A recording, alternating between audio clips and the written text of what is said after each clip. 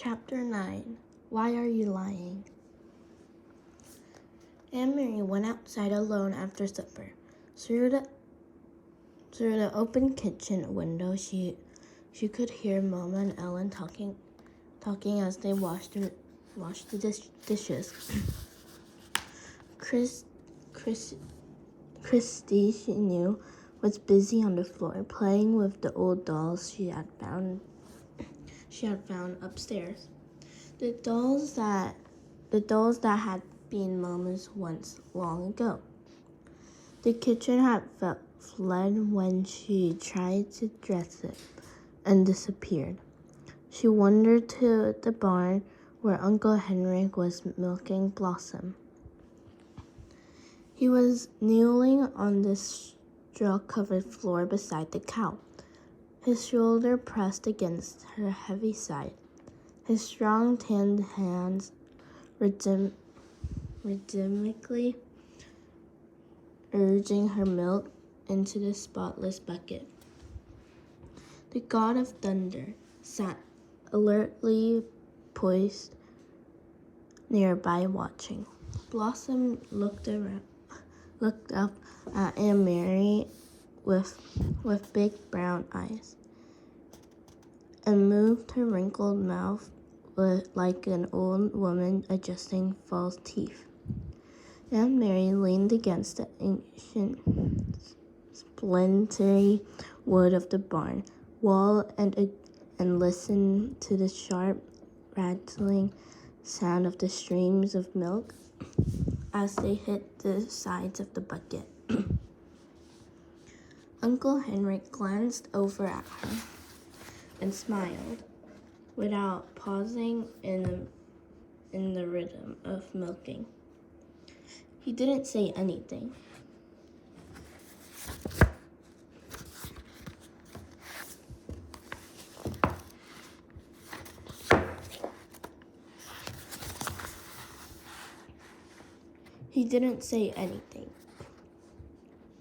Through the barn windows, the pinkish light of sunset fell in irregular shapes upon the stacked hay. Flecks of dust and straw floated there in the light. Uncle Henrik, Aunt Mary said suddenly. Her voice was cold. You are lying to me. You and Mama both. His strong hands continued, deftly pressing like a pulse against the cow. The steady streams of milk still came. He looked at her again, his deep blue eyes kind and questioning. You are angry, he said. Yes, Mama has never lied to me before. Never. But I know there is no great Aunt Bertie. Never once in all the stories I've heard. In the old pictures I've seen. Has there been a great Aunt Bertie? Uncle Henrik sighed. Blossom looked back at him, as if to say, almost done.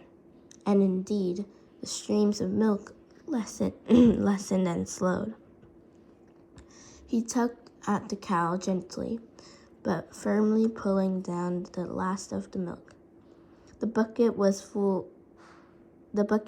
half full, frothy on the top. Finally, he set it aside and washed the cows under with a clean damp cloth. Then he lifted the bucket to a shelf and covered it. He rubbed the cow's neck affectionately. At last he turned to Aunt Mary as he wiped his own hands with the cloth. How brave are you, little Aunt Mary? He asked suddenly. She was startled and dismayed. It was a question she did not want to be asked. When she asked it of herself, she didn't like her own answer. Not very, she confessed, looking at the floor of the barn. Tall Uncle Henrik knelt before her so that his face level with hers.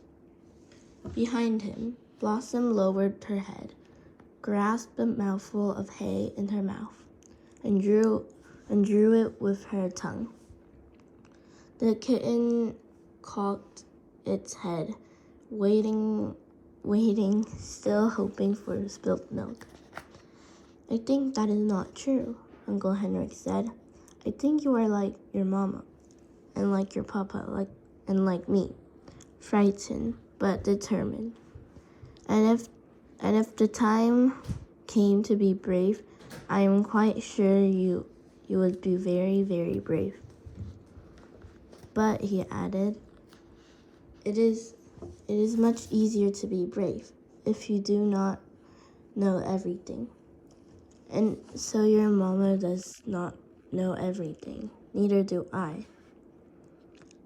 We know only what we need to know. Do you understand what I'm saying? He asked, looking into her eyes. Aunt Mary frowned. She wasn't sure. What did bravery mean? She had been very frightened the day, not long ago.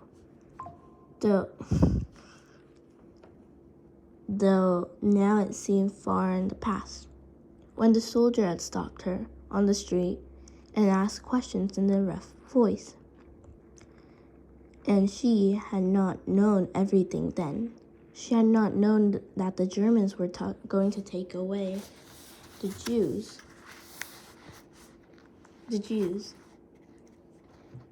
And so, when the soldier asked, looking at Ellen that day, what is your friend's name? She had been able to answer him, even though she was frightened. If she had known everything, it would not have been so easy to be brave. She began to understand just a little. Yes, she said to Uncle Henrik. I think I understand. You guessed correctly, he told her. There's no great Aunt Bertie, and never has been. Your mama lied to you, and so did I. We did so, she explained, and he explained, to help you to be brave, because we love you. Will you forgive us for that? And Mary nodded. She felt older suddenly.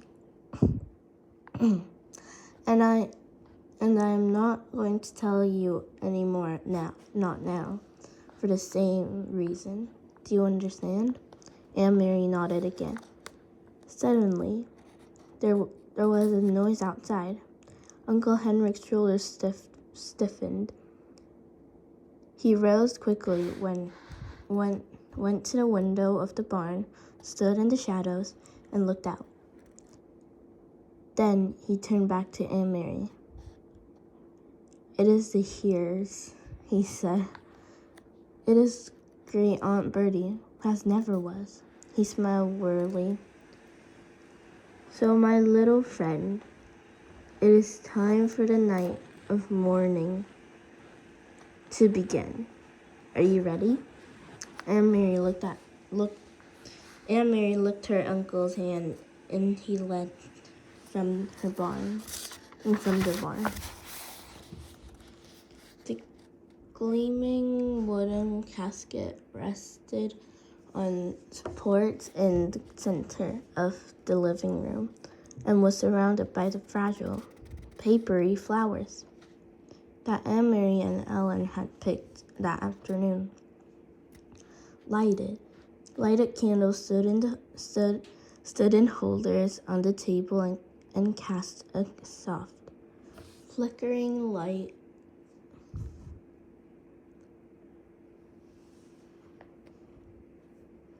The hearers had gone, and the solemn-faced men who had carried the casket indoors had gone with it, after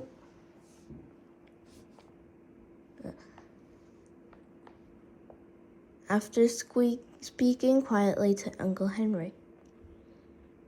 Christy had gone to bed reluctantly, complaining that she wanted to stay up with the others. That she was grown up enough that she had never been seen a dead person in a closed-up box. That it wasn't fair, but Mama had been firm. And finally, Christy, sulking, had trudged upstairs with her dolls under one arm and the kitten under the other. Ellen was silent. She had a sad expression. I'm so sorry your Aunt Bertie died," Aunt Mary heard her say to Mama, who smiled sadly and thanked her. Aunt Mary had listened and said nothing. So now I, too, am lying, she thought. And to my very best friend, I could tell Ellen that it isn't true, that there is no great Aunt Bertie. I could take her aside and whisper the secret to her so that she wouldn't have to feel sad. But she didn't. She understood that she was protecting Ellen the way her mother had protected her. Although she didn't understand what was happening or why the casket was there or who, in truth, what was in it. She knew that it was better, safer for Ellen to believe in great Aunt Bertie. So she said nothing. Other people came as the night grew darker. A man and a woman, both of them dressed in dark clothing, a woman carrying a sleeping baby, appeared at the door, and Uncle Henrik gestured them inside. They nodded to Mama and to the girls. They went, following Uncle Henrik to the living room and sat down quietly. Friends of great Aunt Bertie, Mama said quietly in response to Aunt Mary's questioning look. Aunt Mary knew that Mama was lying again, and she could see that Mama understood that she knew. They looked at each other for a long time and said nothing. In that moment, with that look, they became equals. From the living room came the sound of a sleepy baby's brief wail. Aunt Mary glanced through the door and saw the woman open her blouse and begin to nurse the infant, who quieted. Another man arrived, an old man, beard. Quietly, he went to the living room and sat down, saying nothing to the others, who only glanced at him. The young woman lifted her baby's blanket, covering its face and her own breasts. The old man bent his head forward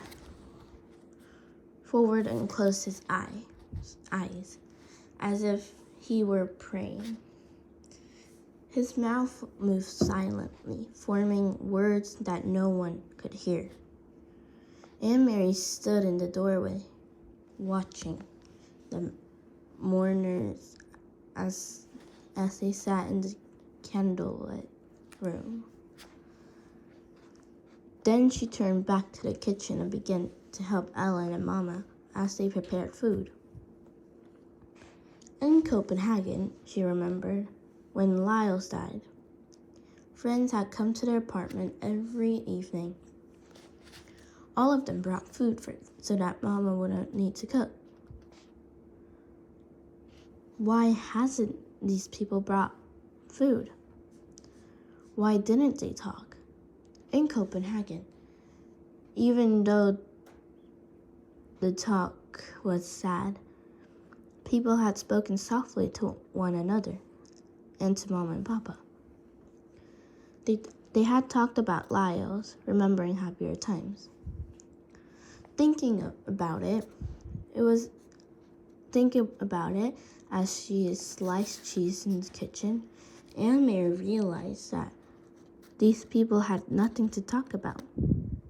They couldn't speak of happier times with Great Aunt Bertie, when there had never been a Great Aunt Bertie at all. Uncle Henry came into the kitchen. He glanced at his watch and then at Mama. "It's getting late," he said. "I should go to the boat."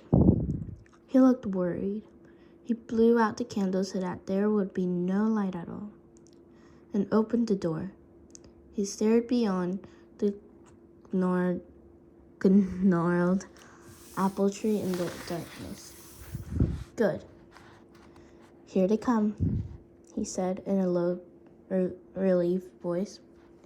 "Ellen, come with me." Ellen looked questioningly toward Mama, who nodded. "Go with Henrik," she said. Aunt Mary watched, still holding the wedge of firm cheese in her hand, as Ellen followed Uncle Henrik into the yard. She could hear a sharp, low cry from Ellen, and then the sound of voices speaking softly. In a moment, Uncle Henrik returned. Behind him was Peter Nielsen. Tonight, Peter went first to Mama and hugged her. Then he hugged Aunt Mary and kissed her on the cheek. But he said nothing. There was no playfulness to his affection tonight, with just a sense of urgency, of worry. He went immediately to the living room, looked around, and nodded at the silent people there. Ellen was still outside, but in the moment the door opened and she returned, held tightly like a little girl, her bare legs dangling against her father's chest. Her mother was beside